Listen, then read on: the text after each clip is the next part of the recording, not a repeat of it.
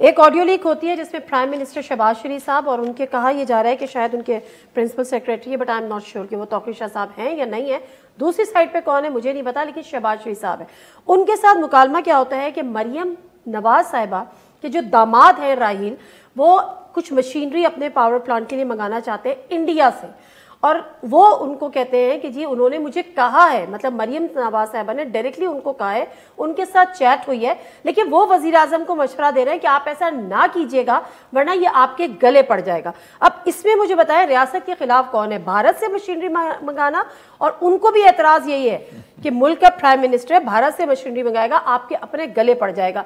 तो मरियम नवाज साहिबा ऐसे ऐसे ऐसे काम क्यों कहती हैं? अच्छा नादिया, मुझे आपसे तवक्को नहीं है वो जो कह रहे हैं ना आज जलसे में कि इंडिया से जो है वो पावर प्लांट मंगवाया जा रहा है। इंपोर्ट बंद है ना, मैं तो इसलिए कह रही हूं। एक सेकंड रुक जाए ना भाई, मुझे ये बताएं उस पावर प्लांट का 60% हिस्सा पाकिस्तान आ चुका है और किस सन में आया है?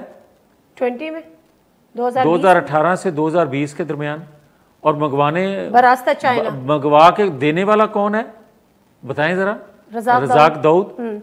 आप मुझे ये बताएं कि मैं नहीं कहता कि रजाक दाऊद इंडियन है, मैं नहीं कहता कि वो इंडिया के साथ मिला हुआ है, मैं ये नहीं कहता कि वो इंडियन एजेंट है, मैं ये कह रहा हूँ कि पाकिस्तान के अंदर इस तरह के जो सहूलत देते हैं इंडस्ट्रियलिस्ट को, दूसरे लोगों को चीज़ें मंगवा के देते हैं, वो एक कमीशन लेते हैं अपना।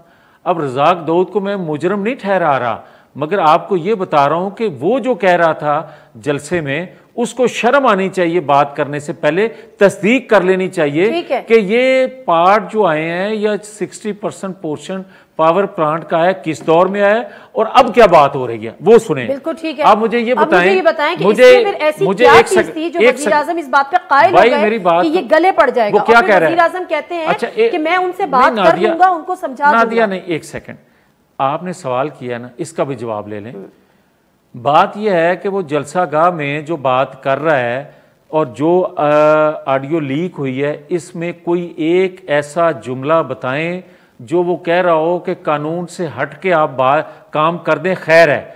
वो कह रहा है जनाब कानून इजाजत नहीं देता कि पाबंदी लगी हुई है, और वो क्या कह रहे हैं कि ये कैबिनेट में रखना पड़ेगा अप्रूवल के लिए। अब दूसरी बात एक और मैं आपको बताता हूं कि मुझे क्लियर नहीं है, लेकिन मुझे उड़ती उड़ती कानों में जो खबर है कि वो लोग गए कोर्ट में, लाहौर हाई कोर्ट में। कौन लोग?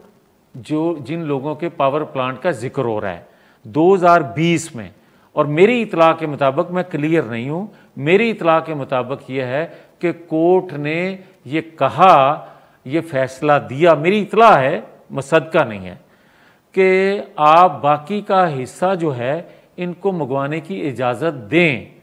और आज तक जो पिछली हुकूमत थी उसने भी इजाज़त ना दी और एक्सक्यूज़ करती रही क्योंकि हम पाबंदी लगा चुके हैं।